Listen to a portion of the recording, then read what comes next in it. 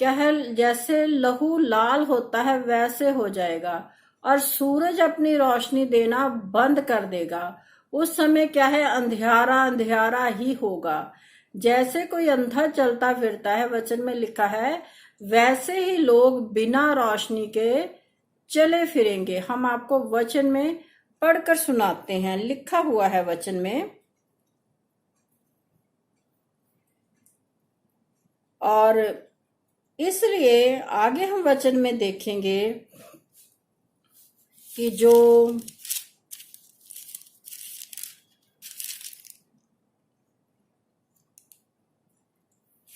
सपन्या नबी है, उसने भी क्या बताया है आने वाले दिन के बारे में।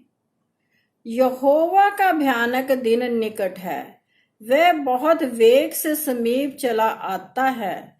यहोवा के दिन का शब्द सुन पड़ता है, वहां वीर दुख के मारे चिल्लाते हैं। वहां जो प्रभु का दास नबी सपन्या हुआ है, वो क्या बता रहा है कि यहोवा का भयानक दिन, उस दिन बहुत भयानक घटनाएं होंगी। जो हम वचन में पढ़ते हैं वो क्या भयानक दिन होगा, और वो वेग से मतलब बहुत जल्दी से चला आ रहा है। जैसे बाइबल में लिखा हुआ है, लोग प्रार्थना भी करते हैं, वैसे ही वो वेग से बहुत जल्दी जल्दी से वो दिन आ रहे हैं। वह रोष का दिन होगा, वहां साफ लिखा हुआ है कि वह रोष का दिन होगा। वह संकट और संकेती का दिन होगा, वहां उस दिन क्या होगा, संकट होगा। और घोर अंधकार का दिन होगा। वह बादल और काली घटा का दिन होगा। जैसे हमने वचन में आपको सुनाया कि उस दिन क्या है, रोशनी जो है, सूरज चांद सितारे अपनी रोशनी देना बंद कर देंगे। क्या है, बादल और काली घटा का दिन होगा। वह मनुष्यों को संकट में डालेगा और वे अंधों के समान चलेंगे। यहाँ साफ लिख दिया है, जब सूरज चांद सितारे नहीं रहेंगे तो अंधियारा हो जाएगा। ये जो दुनियावी रोशनी भी हम देखते हैं, वह भी क्या है, नाश हो जाएगी, चली जाएगी। तो वचन में ये लिखा हुआ है कि वो अंधियारे का ही दिन होगा, और लोग क्या है, एक अंधे के समान चले फिरेंगे, एक दूसरे को वो दिखाई नहीं पड़ेंगे, क्योंकि उन्होंने यहोवा के विरुद्ध पाप किया है। उनका लहू धूलि के समान और उनका मांस विष्ठा के समान फेंक दिया जाएगा। लिखा हुआ कि वो क्या है, लोग क्या है, पाप करते हैं यहोवा के विरुद्ध में, इसलिए उनका लहू कहने का भाव है कि बहुत से लोग क्या है, उसी समय जब परमेश्वर की आमद होगी मर जाएंगे। उनका लहू धरती पर ऐसे धूल के समान पड़ा होगा, और उनकी लाशें ऐसे बिखर जाएगी जैसे विष्ठा होती है। सड़ास कहने का मतलब गंदगी।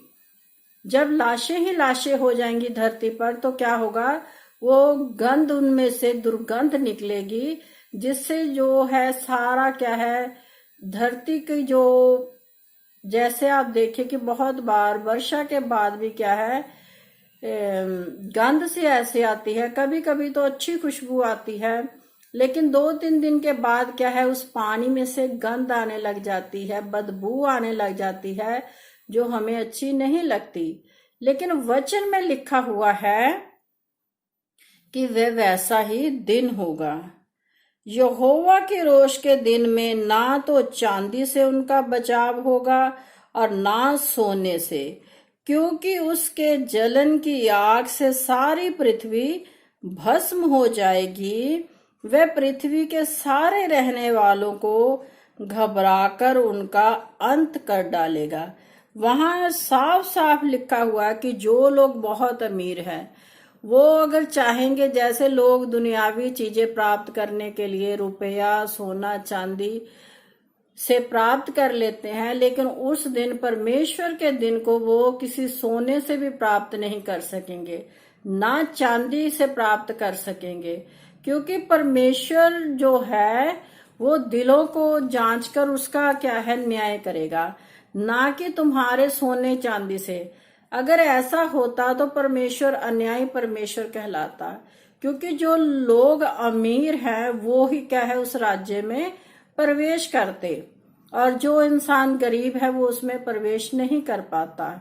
इसलिए वचन में लिखा है कि जो लोग ये घमंड करते हैं और सोचते हैं कि हमारे पास बहुत सा धन है, सोना है, चांदी है, उससे भी उनका क्या है उद्धार नहीं होगा। अगर हमारा जीवन अच्छा नहीं है तो हम किसी भी मूल्य को देकर उस उद्धार को नहीं खरीद सकते।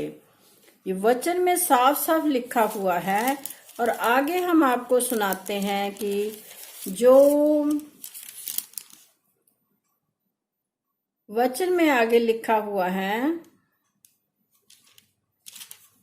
मलाकी नबी की पुस्तक में हम पढ़ते हैं,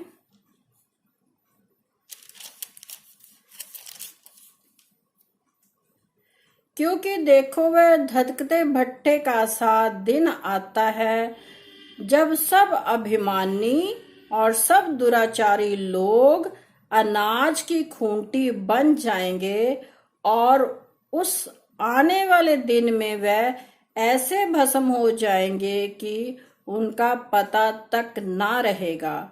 सेनाओं के यहोवा का यही वचन है। यहाँ साफ साफ लिख दिया है कि जो लोग धनवान हैं, जो लोग ये सोचते हैं कि पैसे के द्वारा हम क्या है परमेश्वर के उस अनुग्रह को या परमेश्वर की उस दया को हम पा सकते हैं, लेकिन क्या है ये झूठ है। परमेश्वर उन्हें कभी भी ऐसे नहीं ले जाएगा। परमेश्वर सिर्फ अपने उन बेटे बेटियों को अपने साथ ले जाएगा जिन्होंने अपना जीवन परमेश्वर को दिया, जो परमेश्वर के संग संग चले, जिन्होंने परमेश्वर की आज्ञा को पूरा किया। निर्धन होते हुए भी उन्होंने परमेश्वर पर विश्वास किया।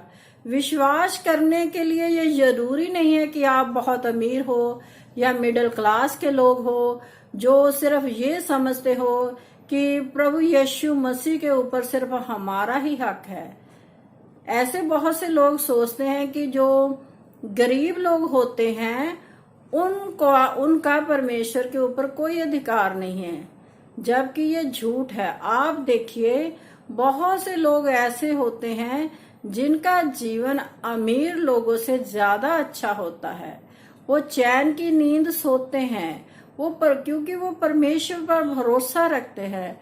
चाहे उनके पास कुछ हो या ना हो, तब भी वो क्या है परमेश्वर को धन्यवाद ही कहते हैं।